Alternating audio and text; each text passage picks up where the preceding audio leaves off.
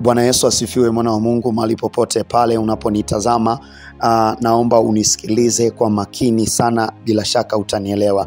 Nitazungumza kwa mafumbo kile ambacho niliweza kukiona, lakini naomba unisikilize tu kwa umakini.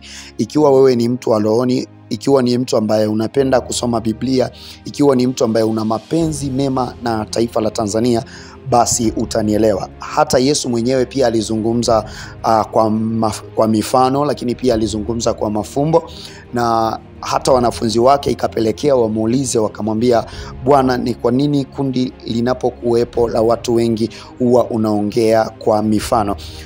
Yesu alizitaja sababu kadhaa pale ya kwamba ninyi mmefanikiwa kuzijua siri za ufalme wa Mungu, lakini wapo watakaotamani wasielewe, wapo ambao watatamani kusikia wasisikie, na wapo watakaosikia wasielewe.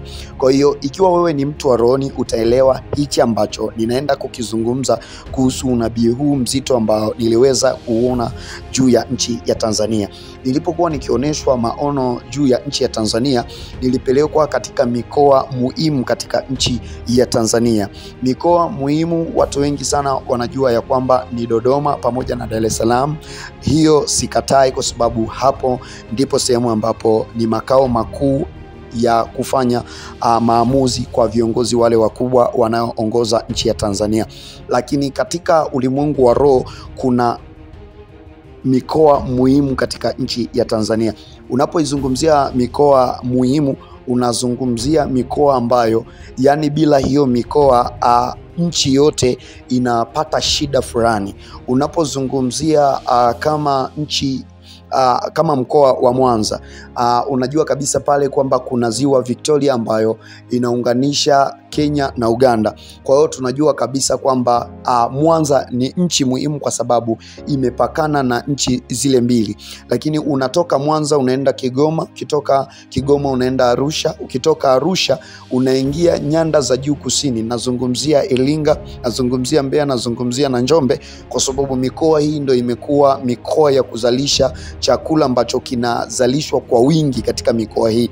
Kwa hiyo nilipelekwa katika mikoa hii muhimu na mikoa mingine ambayo sijaweza kuitaja, lakini nataka tu uelewe kile ambacho nitaenda kukwambia. Nilipokuwa nikitazama mikoa hii, mimi nilikuwa ni juu, yani kama mtu amepanda juu ya ndege alafu anaangalia chini. Nami nilipokuwa nikiangalia ile mikoa muhimu nchini Tanzania, niliona maandiko yameandikwa Mene, Tekeli na Pelesi. Nilipojaribu kutafakari maneno haya, nikakumbuka kitabu cha Danieli, wakati Danieli alipoitwa mbele ya mfalme. Mfalme akanena akamwambia Danieli, je, wewe ndiye Danieli yule aliye mmoja wa wana wa Yuda waliohamishwa, ambao mfalme baba yangu aliwaleta huku toka Yerusalemu? Nimesikia habari zako kwamba roho ya miungu imo ndani yako, kwamba nuru na ufalme na akili bora zimeonekana kwako. Basi sasa watu wenye hekima na wachawi wameletwa mbele yangu, wapate kulisoma andiko hili na kunijulisha tafsiri yake, lakini hawakuweza kunijulisha tafsiri ya jambo hilo. Lakini nimesikia habari zako kwamba wewe waweza kuleta tafsiri na kufumbua mafumbo haya. Kama ukiweza kulisoma andiko hili na kunijulisha tafsiri yake, utavikwa mavazi ya rangi ya zambarau. Utavikwa mavazi ya zambarau shingoni mwako, nawe utakuwa mtu wa tatu katika ufalme. Ndipo Danieli akajibu akamwambia mfalme, zawadi zako zishike wewe mwenyewe, na sawabu zako mpe mtu mwingine, walakini nitamsomea mfalme maandiko haya na kumjulisha tafsiri yake. Kwa habari zako, mfalme, Mungu aliye juu alimpa Nebukadneza baba yako ufalme na ukuu na fahari na utukufu, na kwa sababu ya ule ukuu aliyompa, watu wa kabila zote na mataifa na lugha wakatetemeka na kuogopa mbele yake. Aliyetaka kumuua alimuua, na aliyetaka kumwacha hai alimwacha hai. Aliyetaka kumtukuza alimtukuza, na aliyetaka kumshusha alimshusha. Sasa nataka tu nikuelekeze hichi kisa ili uweze kuelewa nini maana ya Mene, Tekeli na Pelesi. Na tafsiri ya maana aliyoiona mfalme ilikuwa ni hii ya kwamba Mene, Mungu ameuhesabu ufalme wako na kuukomesha. Tekeli umepimwa katika mizani, nawe umeonekana kuwa umepunguka.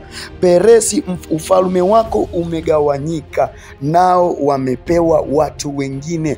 Ndipo Belshaza akatoa amri, nao wakamwita Danieli, wakamvisha mavazi ya zambarau, kwa sababu aliongea kitu cha kweli. Sasa katika mikoa muhimu katika nchi ya Tanzania niliona maneno mene, tekeli na pelesi, na hapo nimeshakwambia ya kwamba mene, Mungu ameuhesabu ufalme wako na kuukomesha. Iko mikoa ambayo mene tayari imeshaandikwa, mene, tekeli na pelesi, ya kwamba umepungua, umeonekana kuwa umepungua ufalme wako. Kuna namna ambavyo kuna mambo umeyafanya sasa yamepunguza sifa katika utawala wako.